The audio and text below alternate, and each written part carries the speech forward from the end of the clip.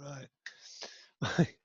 My phone connects to my Xbox, and my Xbox has Spotify on it, so I can play music. Uh-huh. Yay! Yay!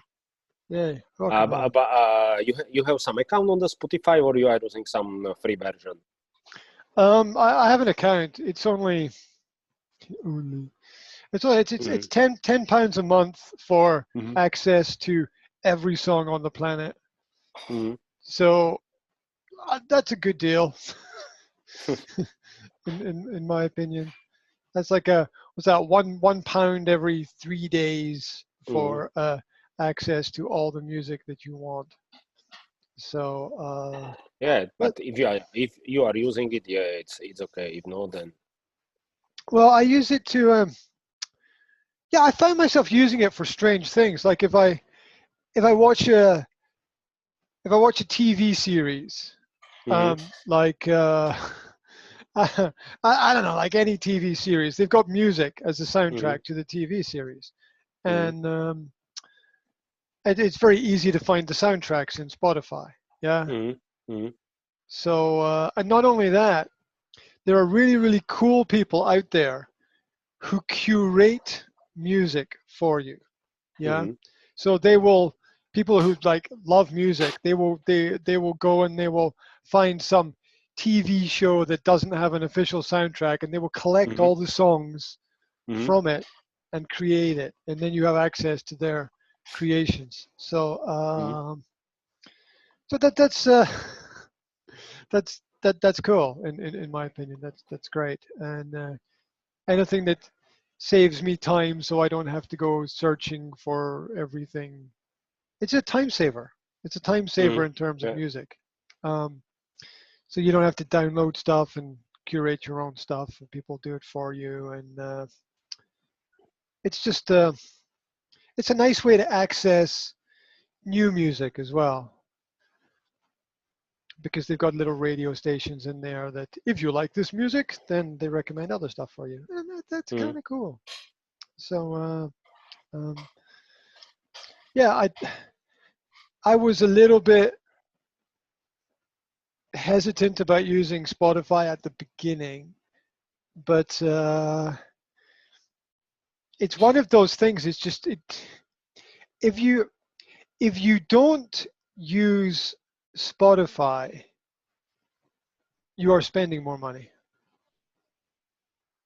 Very simply, if you don't, oh yeah, I know, it's crazy. Okay, well, some deals are so good that if you don't buy the thing, you lose money. All right. Let me try. Let me try that again. Okay. The deal is so good that if you don't take it in the future, you will spend more money that you don't have. The deal is so good. Yeah. Yeah. The deal is so good. If you don't buy it, you're just completely missing out. Like here's an example, right? About deals and bargains. Sometimes here and there, you can get something for a good price, a better price than normal. Yes. Yeah, you look around, you shop around. Sometimes there are good deals. Yeah, but it's a general deals. This is not deals regarding Spotify. Oh no, it's a general truth, right? It's a general truth. Now, also expensive. It's expensive for a reason, right? You know, Lamborghinis are more expensive than Skodas, right? You know, there we go. Expensive is expensive. The big house costs more than the small house, right? Right? Things are you know, price is relative. But if you hunt around, if you search around, if you look around, if you select the right place at the right time, you can get a good deal. So, somebody sent me a link this week for a deal for virtual reality experiences and games. Yeah, and it was eight games for £17, right? 8 games for £17. Now, as package, yeah. As a package, yeah, you have to buy them all, right? And I calculated the actual, if you bought the games individually, the cost is £220, right? Yes. 220, right? And then I looked at the price of the individual games. And the individual games were all more expensive than buying the whole package, right? Yeah, because it was Black Friday. No, but no. This is this is actually a charity deal, right? What happens is companies give a limited amount of their product to another company, yeah. And this company sells the product, but the money that they sell it for goes to charity. Right? So let's say I'm the middleman here, okay? Let's say I'm the middleman, right? And I go to this company and I say, I'm doing this work for charity. Can you let me have 100 copies of your game for free? And what I'm going to do is put it into this package, and I'm going to sell this package, and I'm going to give the money from this package to charity. Yeah. So it's raising money for charity. Now a little bit goes to the, when you cut it up, a little bit goes to the middleman, a little bit goes to the developer, a little bit goes to charity. So everybody wins. Yeah. It's just like win. Yes. Everybody are satisfied. Oh yeah, because the developers get their game to more people. Which is good for them and their platform. They get free advertising, which is good for them and their platform.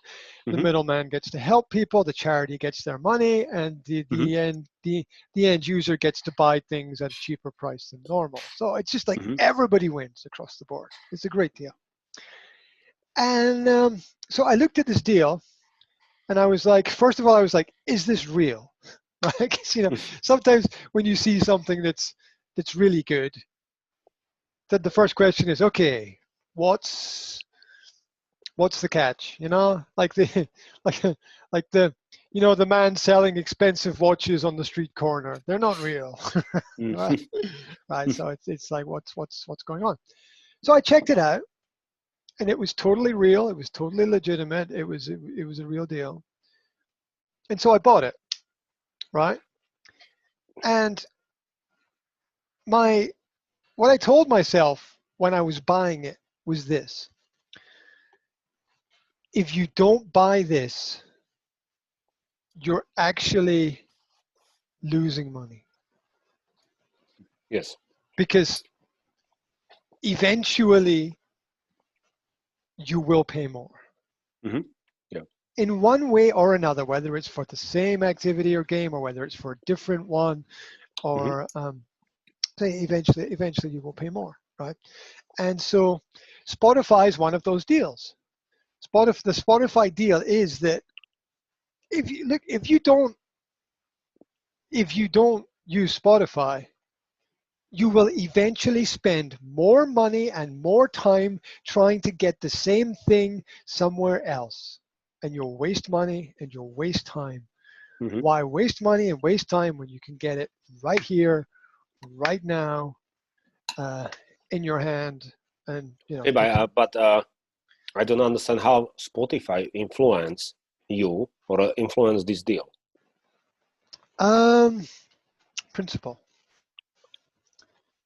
The principle of saving time and saving money is key when looking at deals that we make with people, or looking at deals, when we invest in anything. What are we looking to do? When we invest in something, what are we looking to do? We're looking to improve the quality of our life by either creating a situation where we have more opportunity, or more space, or more time. Yeah, that's what we buy opportunity or space or time in something. We're all trying to make our lives a little bit easier, right? Right. Or we should be in the business world trying to do that. And so there's just some deals are so good that you just can't say no. And I think maybe covered this a little bit in a previous conversation where I was talking about you do find from time to time a deal that's just you just can't say no. It's just so good. It's just so good that Yes. that when you project and I've been in that situation myself before where I've said, you know, I'm not going to spend this money now. I'm going to sit and I'm going to wait. And I regretted it. Mhm. It was a mistake. It was a mistake because you know, the great marketing has limited opportunities within it. You know, there's a time frame, right? This offer is available now, but not forever. You won't get this next week. You won't get this next month. You won't get this next year. It's and that's part of the it's part of the pressure on sales. Looking at something, it's like that. It's the daily deal, right? Great. Great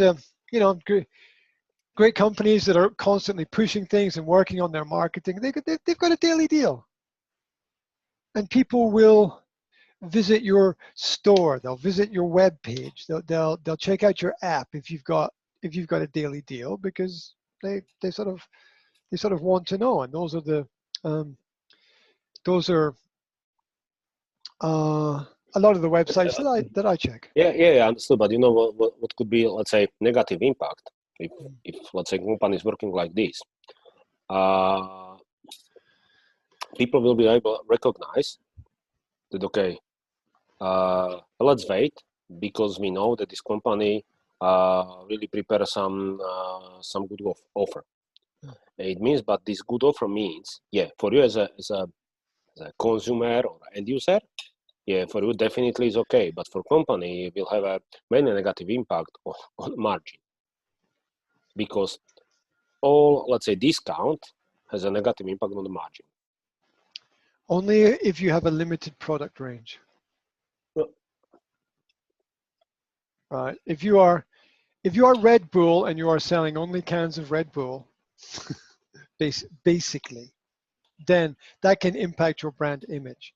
If you are a Yes. company that is continually developing, continually researching, continually pushing things forward, continually adding things on to your product range, I don't think this is going to affect you negatively because you are showing on one side that you are making deals for the benefit of your customer, and you're showing also that you're able to listen to your customer as well to a certain extent. So as long as there's something new coming in, Mm-hmm. you can you can discount your back end, right? As long as there's something new coming in, you can offer a discount on something that was new but now isn't.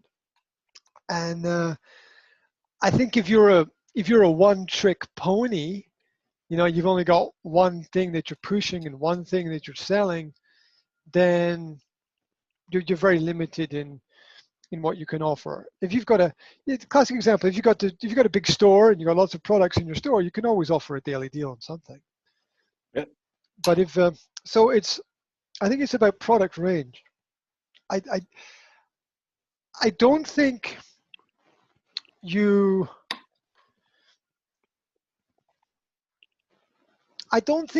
devalue by creating interest in something. I gave the example of Lamborghini earlier, right? Mm-hmm. It's a pretty limited product range, right? I'm not exactly sure of the. I know they do cars, bikes, and computers, right? They probably do other things as well, right? But it's a pretty limited product range, and all of them are expensive, and they don't have a lot of extra main products that they could add into that, and they go for top of the range quality. So fair enough, right?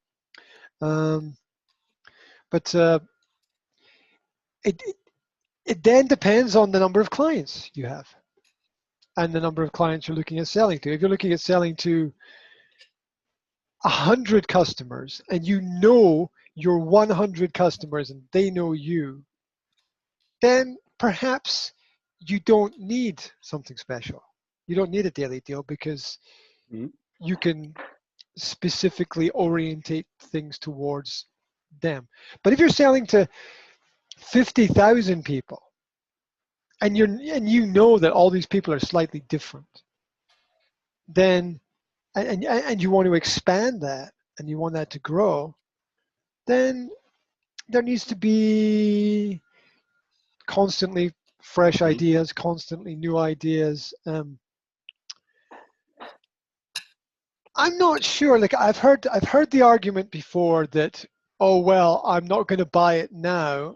I'm going to wait for the price to drop, or I'm going to wait for a special offer. And in my experience, that's a mistake. It depends on brand or product, as you mentioned. It's exactly about it. Yeah, who are you buying it for? What are you buying it for, right? If I'm buying it for myself because I need it, it's a mistake to wait. But if I'm buying it so that I can say, hey everyone, look at my Lamborghini, I'm not buying it for me. I'm buying it for projected self-image to the external world, and I don't care sooner or later, or quality or not quality, because that's not that's not the point there. So I think it doesn't come down to reducing the brand image. It comes down to what and who am I buying it for. Yeah, because if you like Red Bull, you're not going to care if somebody sees you drinking Red Bull or not, right? If you like Red Bull, because you're not going to care if they're like, oh, he only bought it because it was cheap or a reduced price. You're not going to care because you like it.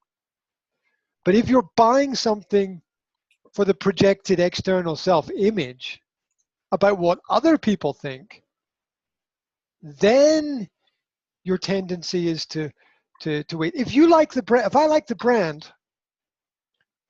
brand and I can defend the brand and I know the brand, I don't care what other people think. I don't care. It is really, really, really not important what other people think about the brand.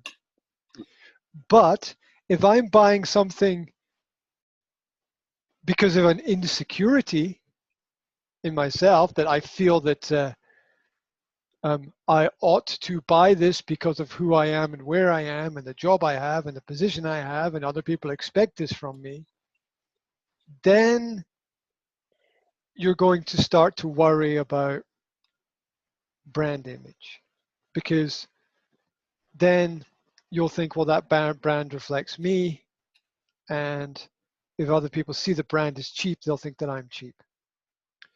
So there are some people who are like that. I'm not one of those people. If I like something, I like it, and I tell everybody I like it. And if I don't like it, I don't like it. And I tell everybody that I don't like it, and I tell everybody why. So this argument that that it can have a negative effect on brand if you keep reducing the price is, I think it's I think it's a way that people convince themselves that it's okay to keep the price up, and fair enough. You know, what works works. But I think it's all here. It's all in people's heads. It's all psychology, because if you buy, I don't know why I use the Red Bull example. It's a classical brand. Maybe that's why. If you buy Red Bull for €3 or you buy Red Bull for €1, it's the same can of Red Bull. It doesn't make any difference. I mean, you can talk about profit margins, and people want to buy things cheaper so they can sell it and make more profit, and fair enough. But it's a bit like, if you are counting every little cent, if you're counting every cent, every penny, every euro, you might not be in a good situation. Right? If you're thinking, oh, look, this Red Bull is 50 cents, I don't know, 25 cents cheaper than those cans. I'm going to buy these ones and sell them and make it. It's like you don't have a stable marketing strategy, right? You don't have a long-term perspective, right? Well, how much profit are you going to make on those packs? What are you going to make, like 50 euro, 100 euro? Is that going to cover you? You know, it on a big scale, on a massive scale worldwide. Yeah, like who was it? I don't know if it was Warren Buffett or somebody else who bought Coca-Cola and then put the price up like 1 cent, 1 penny worldwide. Yeah. Well, that's just a genius move, right? Because of the size and scope of the product is instant profit. But generally, it's I would say about consumer behavior or habits. It's because you know, as you mentioned, a great example is iPhone. Mm-hmm. You know, if company or Apple is going to launch new iPhone on the market, people generally who are fan of the iPhone doesn't care about money or about price. They're able to stay in line and waiting to enter to the shops and to buy it, whatever they will pay for new iPhone. This is exactly, you know, it's fan of it. Don't care about price, because it's a brand, it's a new one. I will be one of few people who will have as a first this new iPhone. For example, it's the opposite side. People can be fan of iPhone as well, but they say, okay, I know what is behind this, I know exactly, but from their perspective, the price is not fit for the new iPhone. It means that they are able to wait 1 year when this iPhone will be older, and they know, because Apple decide to sell out all old iPhone with a cheaper price, and this type of people will wait for it. For example, That's, you see, I think those people are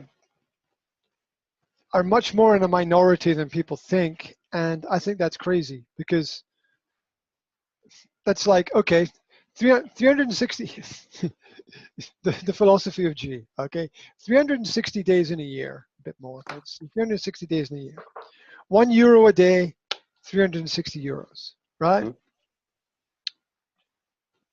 So you decide not to get the new iPhone on the principle of €1 a day. Okay, so how much cheaper is the iPhone going to be after a year? 200 euros, maybe cheaper? 300 euros cheaper? I don't know. It was example. I'm not talking only about it's in general. Now, see, that's a mistake. It's a mistake. Let me tell you why it's a mistake. You could be dead. Right?